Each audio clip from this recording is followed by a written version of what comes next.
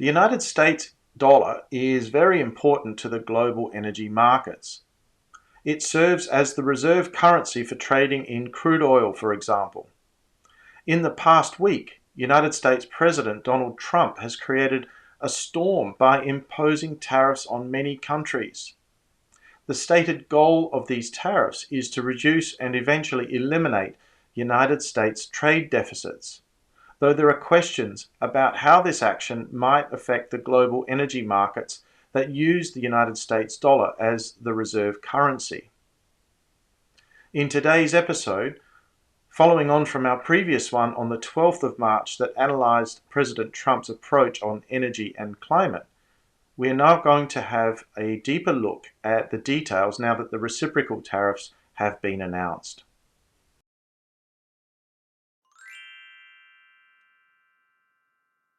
Welcome to Climate Mundial's Energy and Climate Weekly. This is a channel dedicated to providing information on energy and environmental markets and policies from around the world. These videos are designed for anyone who is interested. They are suitable for business people and policymakers.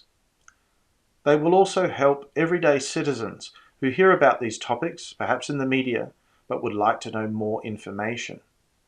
I am Dr. Rossetto, the host of the channel.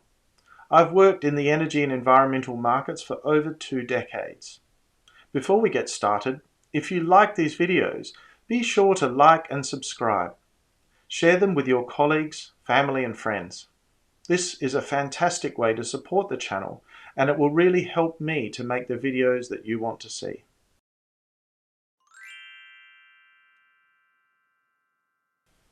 On the 2nd of April 2025, as foreshadowed, President Trump issued an executive order called Regulating Imports with a Reciprocal Tariff to rectify trade practices that contributed to large and persistent annual United States goods trade deficits. The order increases charges on imports of products based on their origin. The size of the tariff is to be calculated as a function of the trade deficit that the United States has with the country of provenance. A trade deficit means when the financial value of what a country imports exceeds the amount it exports. The United States has run trade deficits, consuming more than it produces consistently now for decades. The proposed reciprocal tariffs represent a monumental shift away from the default international trade system called the World Trade Organization, or WTO.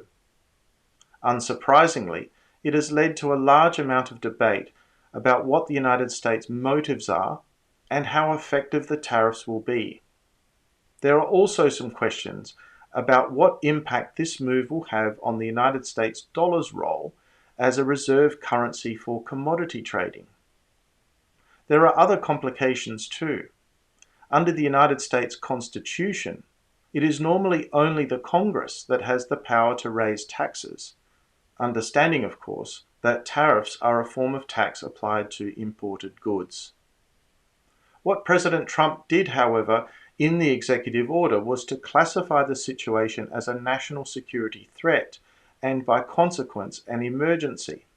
This is important because there are several pieces of other legislation that may allow the president some discretion in emergency situations, like the Emergency Economic Powers Act of 1977 and the National Emergency Act of 1976. This does not mean, however, that there will not be any legal challenges in the courts to the president's power to introduce these tariffs. We will need to wait and see what the legal challenges are that arise, if any, in the coming weeks, months, and years. The reaction to President Trump's tariff announcements have been somewhat spectacular. Stock markets around the world have fallen. Economists have widely condemned the tariffs for putting at risk the so-called rules-based international order. There are warnings now of a global recession.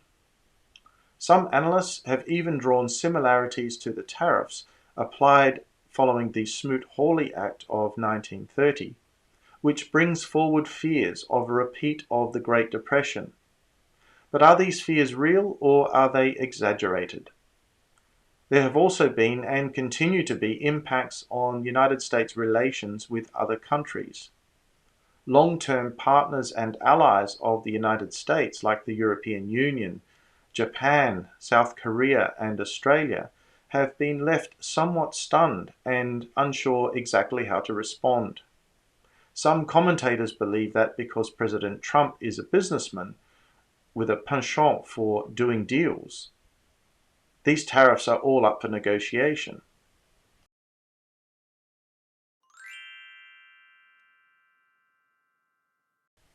In principle, awareness about the problem for the United States posed by continued trade deficits is not a new one. In fact, to find evidence of this, we can go back to November 2003 and read an article written by the legendary investor Warren Buffett, published in Fortune magazine. In the article, Buffett creates a theoretical case where there are two island countries, known as Thriftville and Squanderville, to highlight the risks the US faces from persistent trade deficits. There is a link to the article in the description below. The issue that concerned Buffett most of all is that trade deficits will lead to foreign entities, being central banks and others, holding ever-increasing amounts of US dollars. This occurs because importers need to pay US dollars in order to exchange the currencies used to pay for imported goods and services. Normally, those reserves are kept in cash, which can be used to finance purchases from the US and to help guarantee the convertibility of foreign currencies, or other financial assets such as government bonds. The risk that Mr. Buffett described was that as and when inflation arises, countries holding US dollars would probably want to divest from the financial assets and purchase real assets like land, property, precious metals, and infrastructure instead. That is because inflation would work to erode the financial value of those assets over time, the financial assets rather than the real assets. The consequence, Mr. Buffett worried, would be a continued reduction in the overall international investment position of the United States. That is, foreign entities would increasingly take ownership control of real assets in the United States. Mr. Buffett's article, in addition to being very interesting and a worthwhile read, illustrates that President Trump is by no means the first person to become concerned about the persistent US trade deficits, nor is it an issue that has only arisen recently.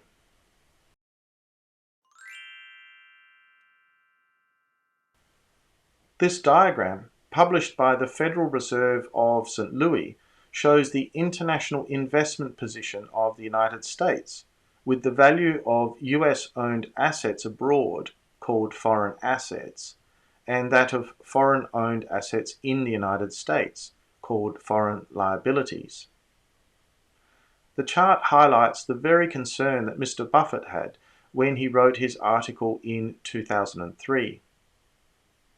Foreign liabilities are much greater than US foreign assets, and the gap is widening. In the article, Mr. Buffett was unsure of exactly when this would become a problem, though in recent years, following consistent loose monetary policy and high government spending, inflation has now become a persistent problem for the United States. These trends clearly concern President Trump. It is a continued accumulation of wealth by foreign actors inside the United States, which leads to a gradual reduction of the country's relative wealth when compared to others. One could say that this is a realist concern. In accordance with realist theory, major powers like the United States will be concerned about the gains in relative wealth that they have compared to other states. That is because wealth, including financial wealth, access to natural resources, industrial capacity, and even energy consumption, can result in increased military power. That is clearly a matter affecting United States thinking. President Trump referred to this concern on a few occasions in remarks made to journalists at the White House just a few days ago on the 7th of April. As introduced on the 12th of March episode of Climate Mondial's Energy and Climate Weekly, realism or realpolitik describes international politics that is based on practical and not moral or ideological concerns. Realists believe that nations take decisions that accord with interests and are not driven by ideology. Sometimes, realism suggests, where economic outcomes clash with national security or interest, nations that are major powers will choose the latter. Free trade among countries, as I had said on the 12th of March, can actually be a casualty. That also seems to be true of the Trump tariffs approach. As realist scholars like Professor John Mearsheimer have said, in quotes, American foreign policy has usually been guided by realist logic, although the public pronouncements of its leaders might lead one to think otherwise, end quote. This is because citizens are quite liberal and digest arguments better when they are made in morally based terms. Good against bad, right against wrong. This may serve to explain why President Trump uses terms like, in quotes, ripped off and, quotes, very unfair to describe the trade balance situation. Explanations like this, even if they cause intellectuals to question them and to ask on what basis those claims are being made, appeal to many people on a moral basis.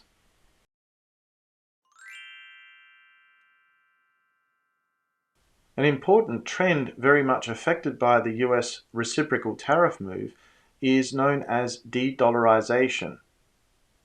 De-dollarisation effectively means efforts to reduce the use of the United States dollar as a reserve currency.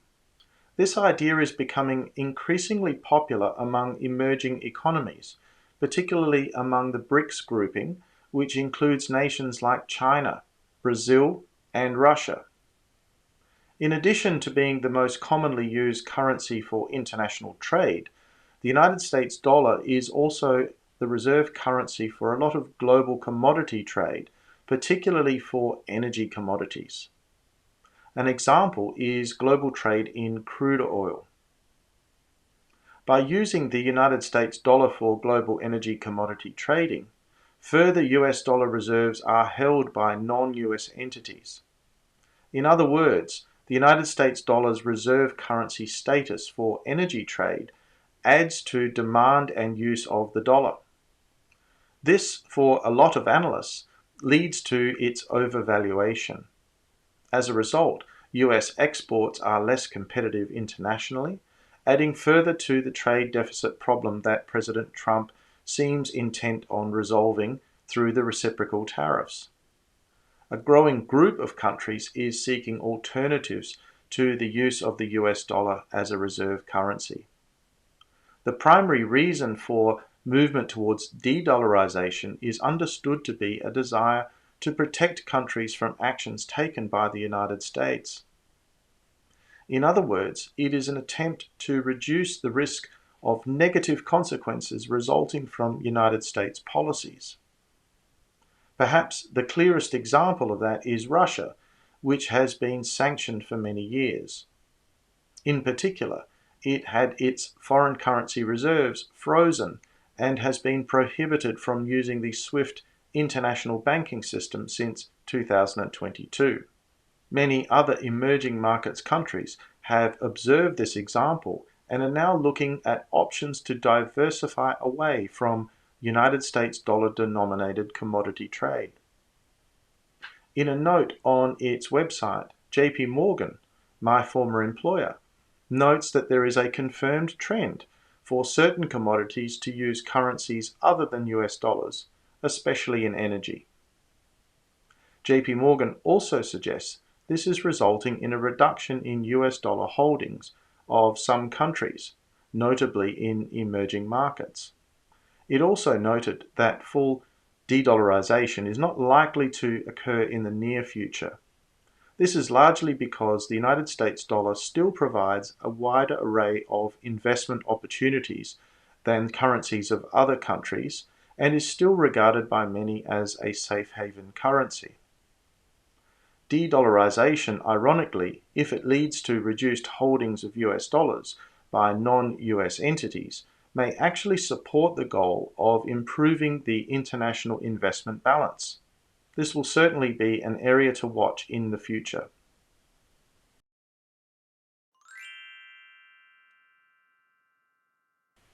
Another important trend underlying the tariff discussion is that of the emerging multipolarity.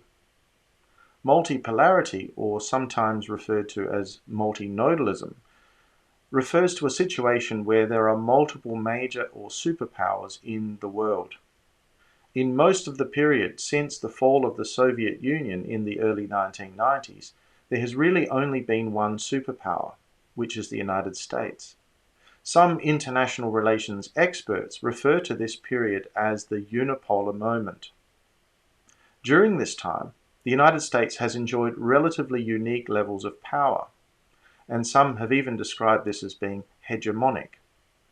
In the more recent years, however, new states have been emerging that are either already or could become very soon major powers. These include China and possibly also India and Russia. The rise of Asian powers is linked to economic growth and wealth accumulation of those states in the last few decades in particular. Indeed, Singaporean diplomat and former president of the United Nations Security Council, Mr. Kishore Mahbubani, spoke at length about this trend in his book entitled The Asian 21st Century. In this book, Mr. Mahbubani argues that the inexorable rise of Asian countries is a trend that cannot be stopped. The question for him is not whether Asian economies will become the largest in the world, but rather when, and what will that mean? The United States has most likely been aware of this rise now for some time. The use of reciprocal tariffs seems to be part of an overall strategy by the United States to deploy economic power to contain the rise of some of these other states, in particular China.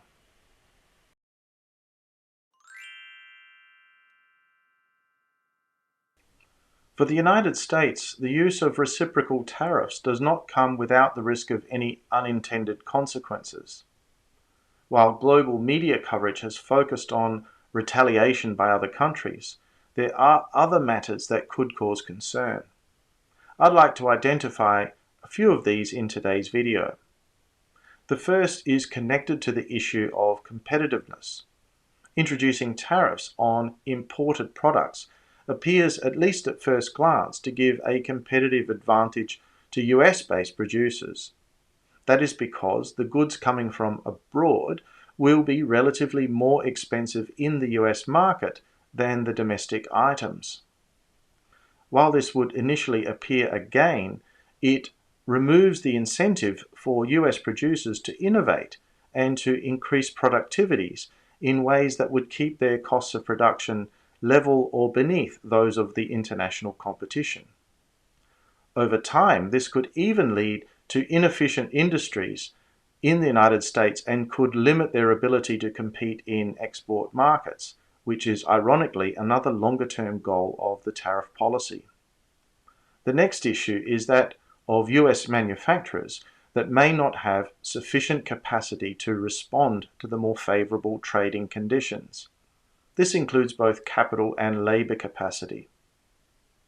Some of the industries that President Trump wishes to see return to the United States, like for example shipbuilding, left the country a long time ago. It is not like there are shipbuilding plants or workers capable of staffing those plants ready to capitalize right away. This applies to a lot of other industries as well, including, for example, textiles. Finally, the potential for legal challenges may cause even US companies to delay moves to take up the new opportunities. as they may prefer to wait and see whether the tariffs are capable of withstanding those potential challenges in court. Some of these factors have led some economists to suggest that these tariffs will be inflationary for US consumers. And while there is some validity to those theories, there is also ample evidence that longer-term drivers of inflation are as much about deficit spending by government coupled with monetary policy, which are both issues that the Trump administration at least is trying to tackle with other policies.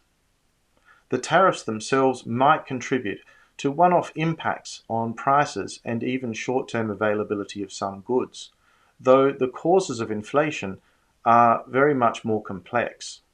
If one were concerned about the impact of tariffs on inflation, for example, one ought to also be equally concerned about sales taxes and their impact on inflation as well.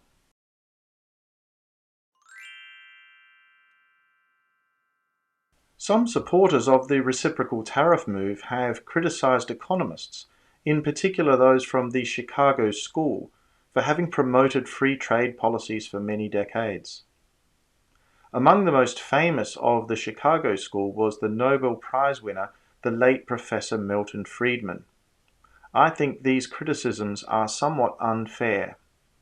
Based on my understanding of his work, Professor Friedman would almost certainly have said that the reciprocal tariff approach would not be the most efficient way to allocate resources across the United States economy. However, if national security were really at risk, I am quite sure that Professor Friedman would have acknowledged the legitimate role for government. Professor Friedman once used the analogy of manufacturing a pencil to describe how resources could be mobilized across different industries and different countries without any involvement of the government. It all happens voluntarily and in the interests of the private actors who are involved. Professor Friedman included everything from the mining and production of graphite, the production of lumber needed for the wood casing, and the mining and production of steel needed to cut the wood so that it is suitable for a pencil. In principle, it was a great example of peaceful cooperation across state borders too. Reciprocal tariffs take the US economy quite a long way away from the simplicity and the efficiency of the private enterprise system. However, as I understand it, where there are real national security implications, Professor Friedman would probably have been open to the argument that government needed to become involved and intervene. Therefore, I think some of the criticisms of the Chicago School is a little bit unfair.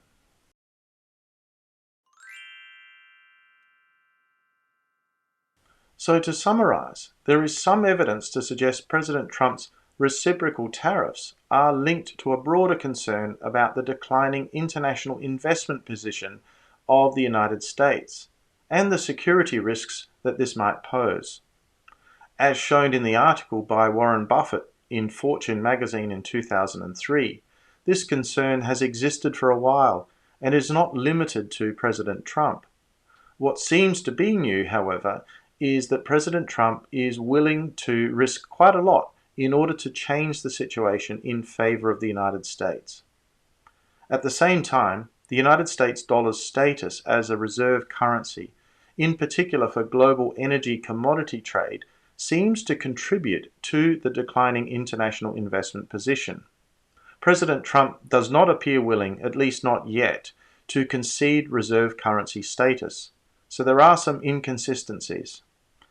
Ultimately, the choice of major energy commodity market players to use the United States dollar as a reserve currency, like the petrodollar, comes down to the self-interest of those parties, and it is certainly not done as a favor to the United States.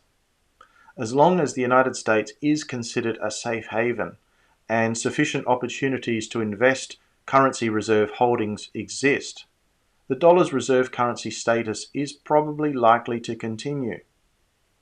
At the same time, if there is indeed a shift going on towards multipolarity, for how long can the US dollar expect to remain unchallenged as the global reserve currency? The fact that the world may have exited the unipolar moment further complicates things. If scholars like Mahbubani are indeed correct, the United States may well be trying to put a genie back into the bottle, and that may prove to be very difficult. The real test here is going to be whether the reciprocal tariff moves create unintended consequences that put things at risk. In other words, will President Trump be able to deal with the trade deficit problem without risking the US dollar's reserve currency status for global commodity trade? After today's video, I hope you feel like you are now in a better position to understand exactly what is at stake here. Thank you for joining me today, and I look forward to seeing you in the next episode of Climate Mundial's Energy and Climate Weekly. Bye for now.